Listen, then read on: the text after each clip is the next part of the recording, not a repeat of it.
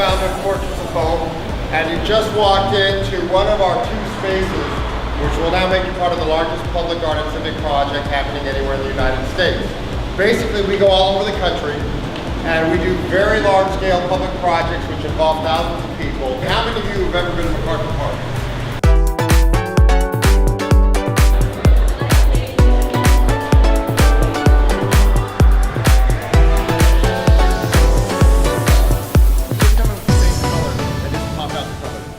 I'm Ed Massey. I'm the co-founder of Portraits of Hope.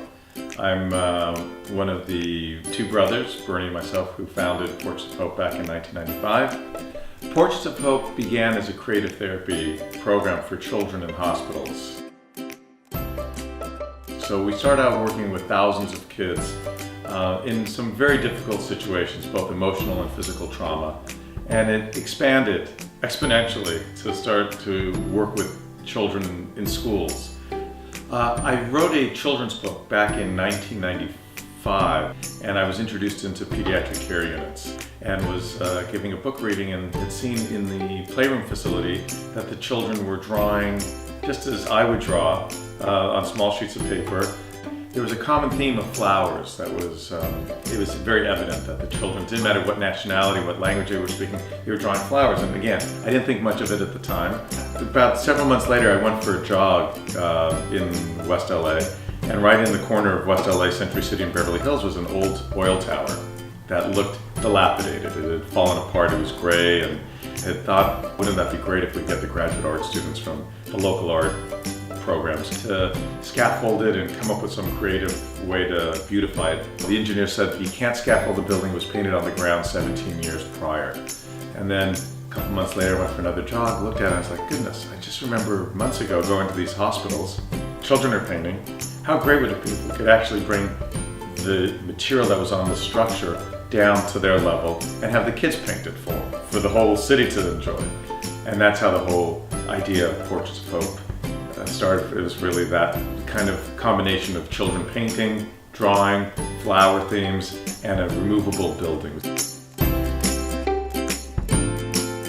And then I had a meeting with Bernie back in downtown. We passed by Wilshire Boulevard and we saw MacArthur Park, and we're like, goodness, Bernie and I used to go pedal boating and remember the lake as a wonderful family area to go to at that point, but then hadn't gone for some 30 some odd years at least. And at that point, we're like, goodness, this is a magnificent park in the most centrally located area of Los Angeles, the most densely populated area of Los Angeles, that could use more than any other lake I knew of, anywhere probably in the country and definitely even abroad, revitalization and beautification. So we jumped on it. So we had about 8 months to do a project, or 7 months, including designing, fabricating, getting our partners, getting all the institutions, getting spaces, the whole logistics of a big project with thousands of participants. And here we had close to 10,000 in all, painting thousands of spheres to enter into MacArthur Park. So it was a big project done in a very quick time frame, but fortunately, we did it.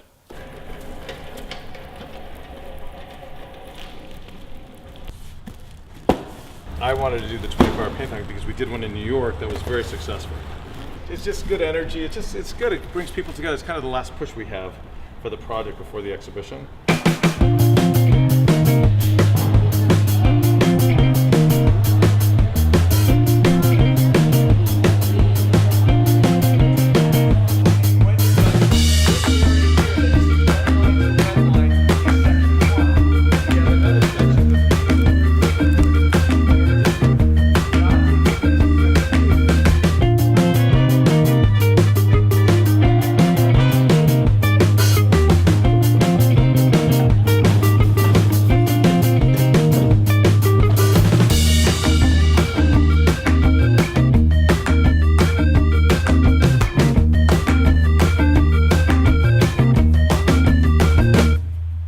I'll celebrate tomorrow.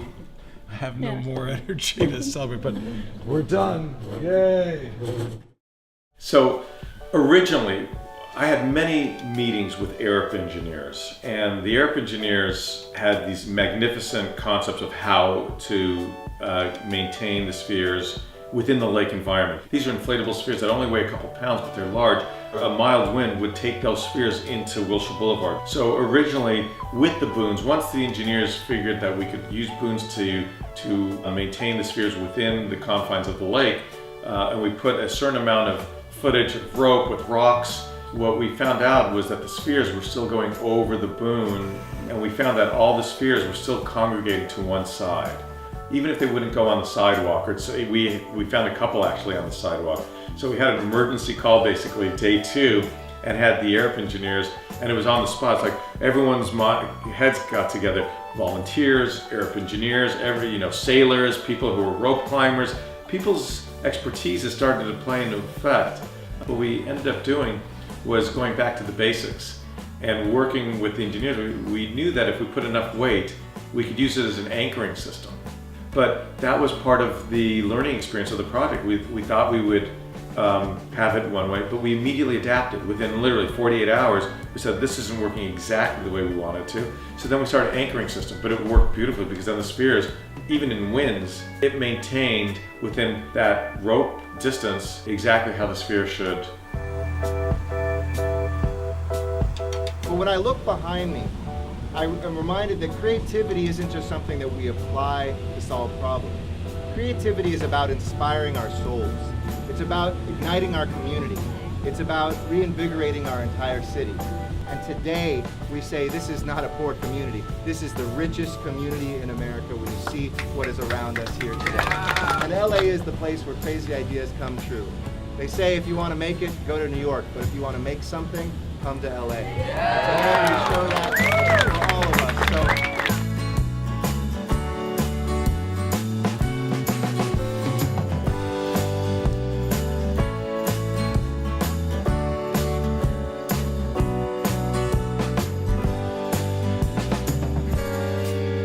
People from out of town and tour buses stopping and photographing the lake, and just seeing children come in and parents with strollers and their dog walkers, and just a combination of what a park should be. That was my hope for this, is to bring this great energy back into this magnificent hub of Los Angeles. I think at its core, its mission is that it brought a lot of people together. It beautified, and hopefully it's going to rethink the way people see Westlake and MacArthur Park as this magnificent, really gem of Los Angeles, that if people just dedicate a little bit of their energy and time, they can beautify that lake. They can plant tulips in the springtime, or roses, or drought-resistant plants, and really make it amazing. And then hopefully we'll see those pedal boats back in MacArthur Park, and people using the lake as they should, and picnicking again like we saw during the course of the exhibition.